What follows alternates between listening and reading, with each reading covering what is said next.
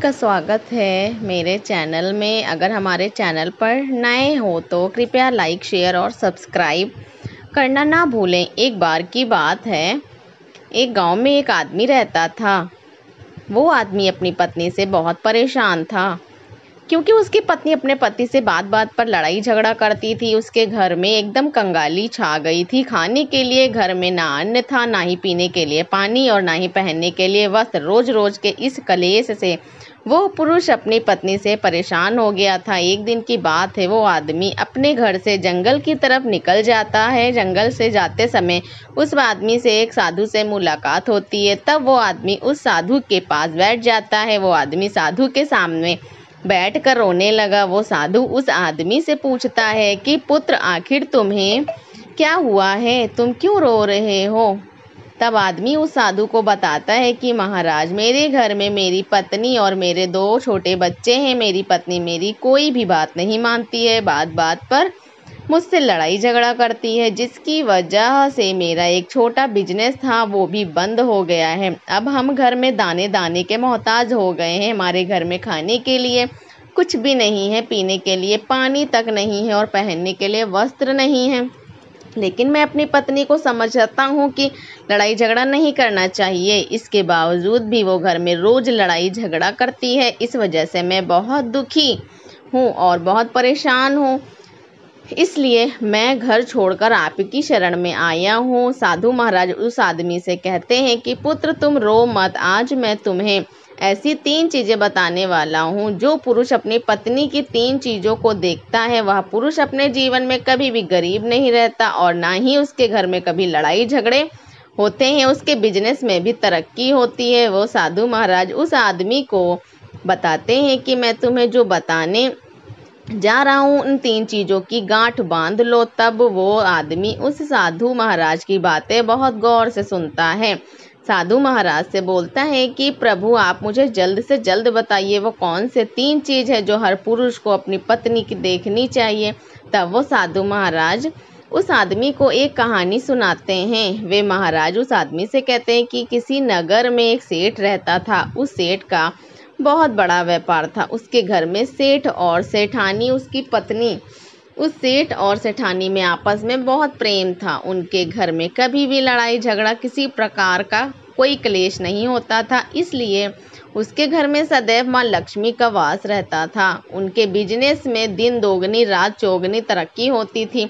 उस सेठ सेठानी में इतना प्रेम था कि आपस के लोग उनके इस प्रेम को देखकर जला करते थे। सेठ और सेठानी के इस प्रेम की मिसाल हर गांव वाले देते थे। ऐसा करते करते उस सेठ और सेठानी की बात उस राज्य के राजा तक पहुंची। जब सेठ सेठानी की बात उस राजा के पास पहुंची तो राजा भी उनके प्रेम की मिसाल की तारीफ करता है। राजा कहते हैं कि हमारे गांव में एक पुरुष और स्त्री ऐसे भी हैं जिनके घर में कभी लड़ाई झगड़ा नहीं होता है। उन दोनों में आपस में जितना प्रेम है, इतना मैंने आज तक अपनी जिंदगी में कभी भी नहीं देखा। एक बार राजा गांव में ढिंढोरा पिटवाते हैं और कहते हैं कि इस राज्य में जितने भी लोग हैं, वे सभी लोग अपने अपने घर दिया जलाकर रखेंगे।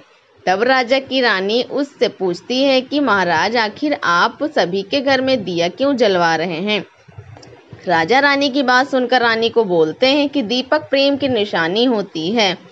जिसके घर में दीपक जलता है उसके घर में सदैव ही प्रेम बना रहता है। और मैं चाहता हूँ कि जो प्रेम सेठ और सेठानी के बीच में है, वही प्रेम हमारे इस नगर में, हमारे इस राज्य में हर पति और पत्नी के बीच में हो। इसलिए मैं हर घर में दीपक जलाना चाहता हूँ। राजा और सैनिक पूरे नगर में ढिंढोरा पीटते हैं और बोलते हैं सभी के घर में दीपक रात भर जलना चाहिए। राजा की बात मानकर सभी नगरवासी अपने अपने घर में दिया जलाते हैं। लेकिन जैसे ही आधी रात होती है, सभी के घर के दीपक बुझ जाते हैं। लेकिन उस सेठ और सेठानी के घर का दीपक नहीं बुझता है, क्योंकि दीपक प्रेम की निशानी होती है। और जो सेठानी थी वो अपने घर का दीपक सदैव जलाए रखती थी, जिससे सेठ और सेठानी का प्रेम बरकरार रहता था। लेकिन जो सेठानी थी वो अपनी मनमानी करती थी। उसका जो मन करता था वो वही काम करती थी। लेकिन सेठ को इस बात से कभी भी कोई दिक्कत नहीं होती थी, क्योंकि सेठ बहुत समझदार था। वो सोचता था कि यदि मैं अपनी पत्नी को रोक टोक करूंगा तो घर में बेवजह ही लड़ाई झगड़े होंगे। इसलिए सेठ सेठानी की कई चीज़ों को और कई बातों को अनदेखा करता था। वैसे सेठ इसलिए अनदेखा करता था ताकि पति पत्नी में वो प्रेम और व्यवहार हमेशा बना रहे। एक रात की बात है, राजा और रानी अपने छत के ऊपर खड़े होकर अपने नगर का नज़ारा देख रहे थे। वो राजा और रानी देखते हैं कि उनके पूरे राज्य में अंधेरा था, लेकिन सिर्फ एक सेठ और सेठानी का ही घर था जहां दीपक जल रहा था। तब राजा रानी से बोलते हैं कि देखो, सेठ और सेठानी में कितना प्रेम है। सभी के घरों का दीपक बुझ गया है, लेकिन सेठ और सेठानी के घर का दीपक अभी भी जल रहा है। इसका मतलब ये है कि सेठ और सेठानी में बहुत ही ज़्यादा प्रेम है। तब रानी अपने राजा से बोलती हैं कि महाराज, सेठ और सेठानी में जो प्रेम है वो इसलिए है क्योंकि सेठानी समझदार हैं, इसलिए सेठ के घर में प्रेम है। जब राजा रानी की बात सुनता है तब राजा बोलता है कि नहीं महारानी, यहाँ पर सेठ ज़्यादा समझदार है, इसलिए उनके घर में कभी भी लड़ाई झगड़ा नहीं होता है। रानी बोलती हैं कि सेठानी समझदार है, राजा बोलते हैं कि नहीं, सेठ समझदार है। सेठ और सेठानी की बात को लेकर राजा और रानी में बहस होने लगी। तब राजा बोलते हैं कि देखो, हमें बहस नहीं करनी चाहिए, क्यों ना हम दोनों की एक परीक्षा लें। परीक्षा में जो पास होगा वही समझदार होगा। राजा और रानी अपनी बात से सहमत हो गए और उन दोनों की परीक्षा के लिए तैयार हो गए। तब राजा अपने महल में जाते हैं और अपनी दासी को बुलाते हैं। वो अपने दासी को बोलते हैं कि उस सेठ के पास जाओ और जो जो प्रश्न मैं तुमसे बोल रहा हूँ वो तुम सेठ को कहो। वो दासी बोलती है ठीक है महाराज।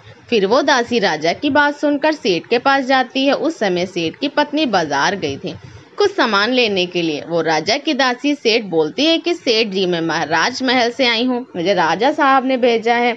वह सेठ उस दासी से बोलता है कि बताइए मैं आपकी क्या सेवा कर सकता हूँ, आप बैठिए, मैं आपके लिए पानी लेकर आता हूँ। तब वो दासी सेठ से बोलती, नहीं सेठ जी, मैं राजा की दासी हूँ, बस आपके पास राजा के समाचार लेकर आई हूँ।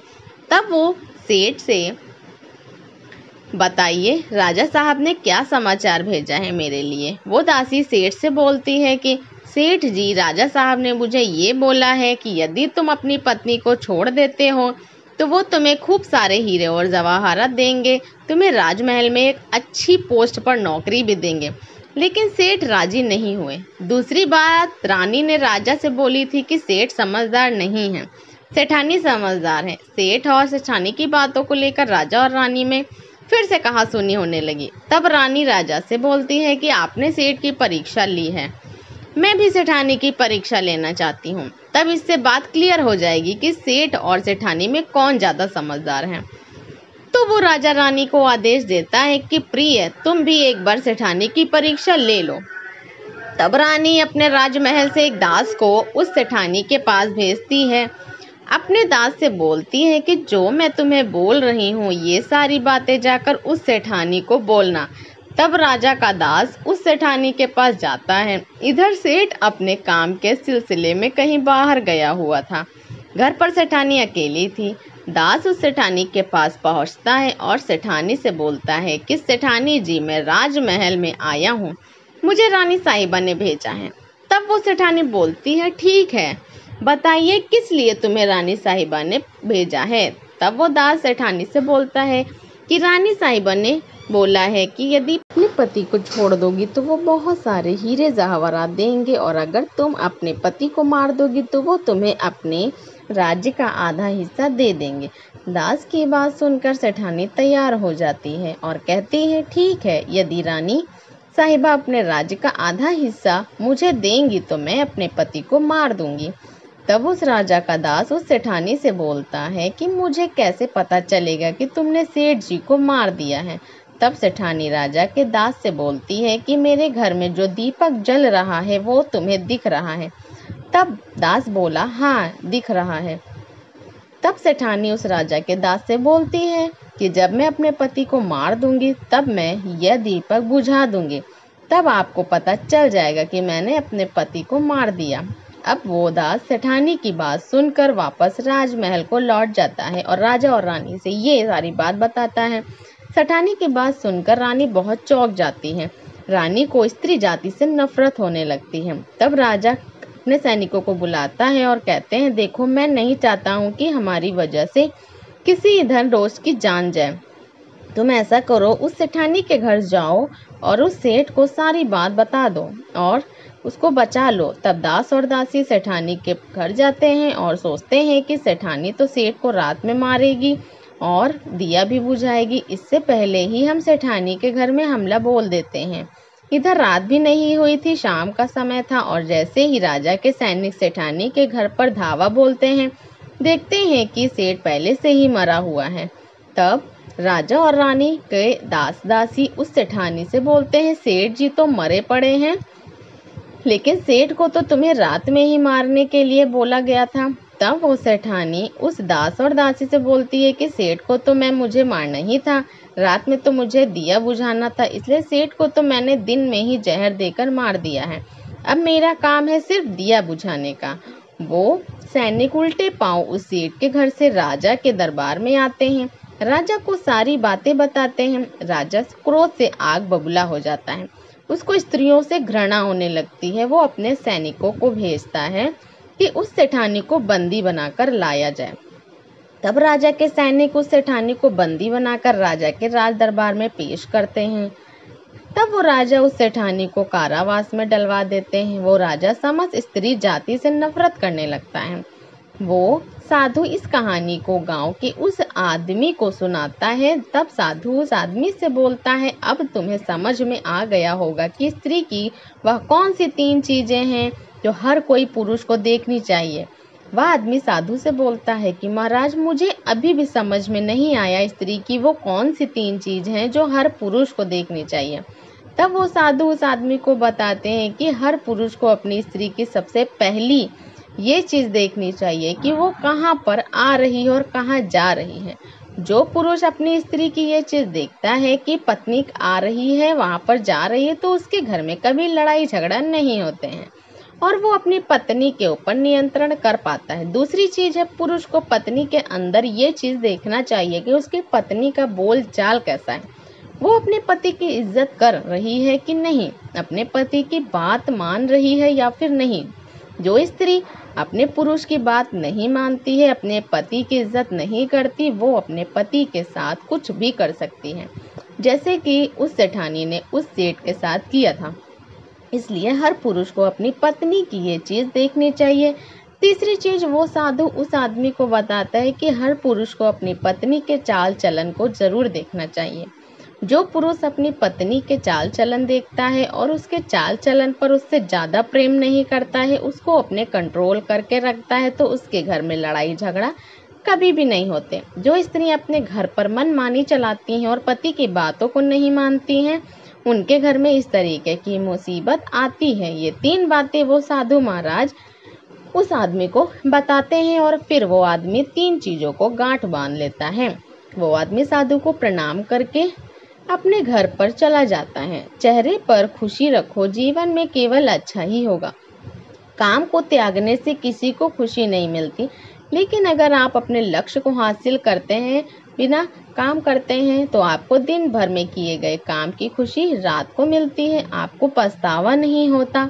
खुशी प्राप्त करने का दुनिया में एकमात्र उपाय है, उस उपाय के पीछे का रहस्य हम आप जाएंगे। ऐसी सी गौतम बुद्ध ने कई सालों पहले उस वक्त की पीढ़ी को क्यों दी थी, इसके पीछे का रहस्य क्या है, आज इसी रहस्य के बारे में हम गौतम बुद्ध की कहानियों के माध्यम से जानेंगे।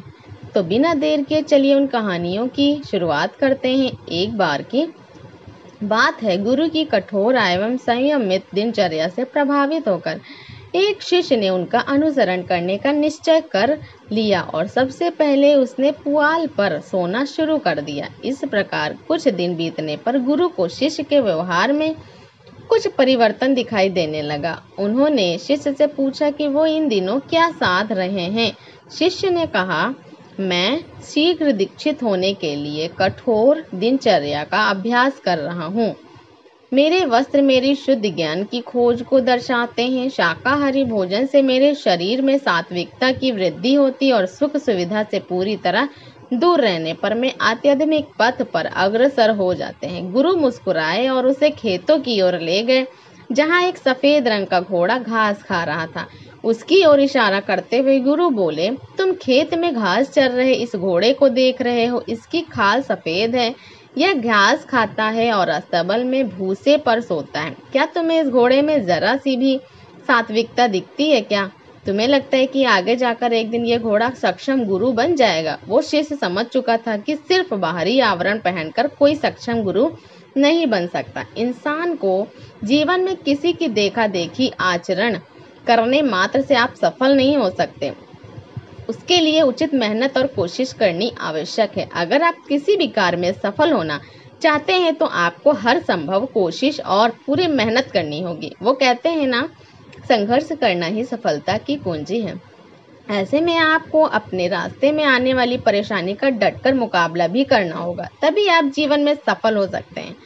दोस्तों, एक बुद्ध भिक्षु भोजन बनाने के लिए जंगल से लकड़ियां चुन रहा था, तो तभी उसने बिना पैरों की लोमड़ी को देखते हुए मन ही मन सोचा, आखिर इस हालत में ये जिंदा कैसे है। उसे आश्चर्य हुआ और ऊपर से ये बिल्कुल स्वस्थ है। वो अपने ख्यालों में खोया हुआ था कि अचानक चारों तरफ अफरा तफरी मचने लगी। जंगल का राजा शेर उस तरफ आ रहा था। तभी भिक्षु भी तेजी से एक ऊंचे पेड़ पर चढ़ गया और वहीं से सब कुछ देखने लगा। शेर ने एकाएक हिरण का शिकार किया था और अपने जबड़ों में दबाकर लोमड़ी की तरफ बढ़ रहा था, पर उसने लोमड़ी पर हमला नहीं किया, बल्कि उसे भी खाने के लिए मांस के कुछ टुकड़े डाल दिए। ये तो घोर आश्चर्य है। शेर लोमड़ी को मारने की बजाय उसे भोजन दे रहा है। भिक्षु को अभी अपनी आंखों पर भरोसा नहीं हो रहा था, इसलिए वो अगले दिन फिर वही आया और छुपकर शेर का इंतजार करने लगा। आज भी वैसा ही हुआ। शेर ने अपने शिकार का कुछ हिस्सा लोमड़ी के सामने डाल दिया। भिक्षु सोचने लगा, हे भगवान के होने का प्रणाम है। भिक्षु ने अपने आप से कहा, वो जिसे पैदा करता है उसकी रोटी का भी इंतजाम कर देता है।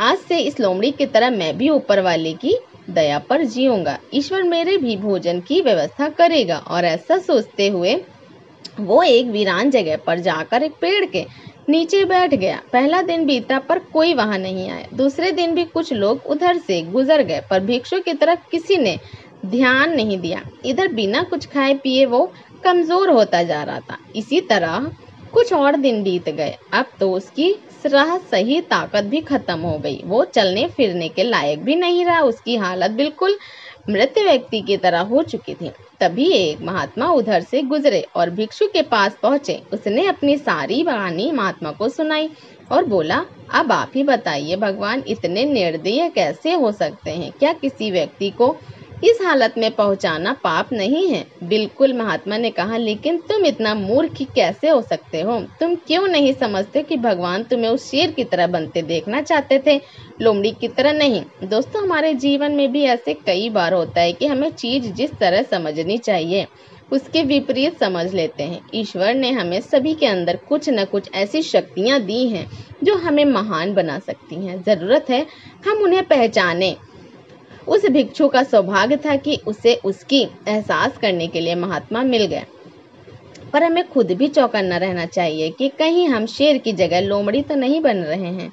दोस्तों, स्वामी विवेकानंद बचपन से ही निडर थे। जब वह लगभग 8 साल के थे तभी से अपने एक मित्र के यहाँ खेलने जाया करते थे। उस मित्र के घर में एक चंपक पेड़ लगा हुआ था। वो स्वामी जी का पसंदीदा पेड़ था और उन्हें उस पर लटक कर खेलना बहुत अच्छा लगता था। रोज की तरह एक दिन वो उसी पेड़ को पकड़कर झूल रहे थे। तभी मित्र के दादाजी उनके पास पहुंचे और उन्हें डरा कि कहीं स्वामी जी उस पर से गिर न जाएं या कहीं पेड़ ही स्वामी पर ना टूट जाए। इसलिए उन्होंने स्वामी जी को समझाते हुए कहा, नरेंद्र, तुम इस पेड़ से दूर रहो, आप दोबारा इस पेड़ पर मत चढ़ना। नरेंद्र ने पूछा, क्यों? तो दादाजी ने कहा, क्योंकि इस पेड़ पर एक ब्रह्म देते रहता है, सफेद कपड़े पहने घूमता है और देखने में बड़ा ही भयानक है। नरेंद्र को ये सुनकर थोड़ा अचरज हुआ। उसने दादाजी से दैत्य के बारे में और भी कुछ बताने का आग्रह किया। दादाजी बोले, बेटा, वो दैत्य पेड़ पर चढ़ने वाले लोगों की गर्दन तोड़ देता है। नरेंद्र ने ये सब ध्यान से सुना और बिना कुछ कहे आगे बढ़ गया। दादाजी भी मुस्कुराते हुए आगे बढ़ गए। उन्हें लगा कि बच्चा डर गया है, पर जैसे ही वो कुछ आगे बढ़े, नरेंद्र फिर पेड़ पर चढ़ गया और डाल पर झूलने लगा। ये देख उसका मित्र जोर से कहने लगा, अरे तुमने दादाजी की बात नहीं सुनी, वो दैत्य तुम्हारी गर्दन तोड़ देगा। बालक नरेंद्र जोर जोर से हंसने लगा और बोला, मित्र डरो मत, तुम भी कितने भोले हो। सिर्फ इसलिए कि किसी ने तुमसे कुछ कहा है उस पर यकीन मत करो। खुद ही सोचो, अगर दादाजी की बात सच होती तो मेरी गर्दन कब की टूट चुकी होती। सचमुच स्वामी विवेकानंद बचपन से ही निडर और बुद्धि के स्वामी थे। दोस्तों, किसी जंगल में एक बहुत बड़ा तालाब था। तालाब के पास एक बगीचा था जिसमें अनेक प्रकार के पेड़ पौधे लगे हुए थे। दूर दूर से लोग वहां आते और बगीचे की तारीफ करते। गुलाब के पेड़ पर लगा पत्ता हर रोज लोगों को आते जाते और फूलों की तारीफ करते देखता। उसे लगता कि हो सकता है एक दिन उसकी भी तारीफ करें, पर जब काफी दिन बीत जाने के बाद भी किसी ने उसकी तारीफ नहीं की तो वो काफी मायूस होने लगा। उसके अंदर तरह तरह के विचार आने लगे। सभी लोग गुलाब और अन्य फूलों की तारीफ करते नहीं थकते, पर मुझे कोई देखता तक नहीं। शायद मेरा जीवन किसी काम का नहीं। कहाँ ये खूबसूरत फूल और कहाँ मैं, और ऐसे विचार सोचकर वो पत्ता काफी उदास रहने लगा। दिन यूं ही बीत रहे थे। एक दिन जंगल में जोर जोर से हवा चलने लगी और देखते ही देखते उसने आंधी का रूप ले लिया। बगीचे के पेड़ पौधे तहस नहस होने लगे। देखते ही देखते सभी फूल जमीन पर गिर गए। पास ही शाखा से अलग हो गया और उड़ते उड़ते तालाब में जाकर गिर गया। पत्ते ने देखा कि उसे कुछ ही दूरी पर कहीं से एक चींटी हवा के झोंकों से वजह से तालाब में आ गिरी थी और अपनी जान बचाने के लिए संघर्ष कर रही थी। चींटी प्रयास करते करते काफी थक चुकी थी और उसे अपनी मृत्यु तय लग रही थी। तभी पत्ते ने उसे आवाज दी, घबराओ नहीं, आओ मैं तुम्हारी मदद कर देता हूँ। और ऐसा कहते हुए अपनी ऊपर बैठा लिया। आंधी रुकते रुकते पत्ता तालाब के एक छोर पर पहुंच गया। चींटी किनारे पर पहुंचकर बहुत खुश हुई और बोली, आपने आज मेरी जान बचाकर बहुत बड़ा उपकार किया है। सचमुच आप महान हैं, आपका बहुत बहुत धन्यवाद। ये सुनकर पत्ता भावुक हो गया और बोला, धन्यवाद तो मुझे करना चाहिए, क्योंकि तुम्हारी वजह से आज पहली बार मेरा सम्मान मेरी काबिलियत से हुआ है, जिससे मैं आज तक अनजान था। आज पहली बार मैंने अपने जीवन के मकसद और अपनी ताकत को पहचान पाया हूँ। दोस्तों, ईश्वर ने हम सभी को अनोखी शक्तियाँ दी है। कई बार हम खुद अपनी काबिलियत से अनजान होते हैं और समय आने पर हमें इसका पता चलता है। हमें इस बात को समझना चाहिए कि किसी के लिए असफल होने का मतलब हमेशा के लिए अयोग्य होना चाहिए। खुद की काबिलियत को पहचान कर आप वो काम कर सकते हैं जो आज तक किसी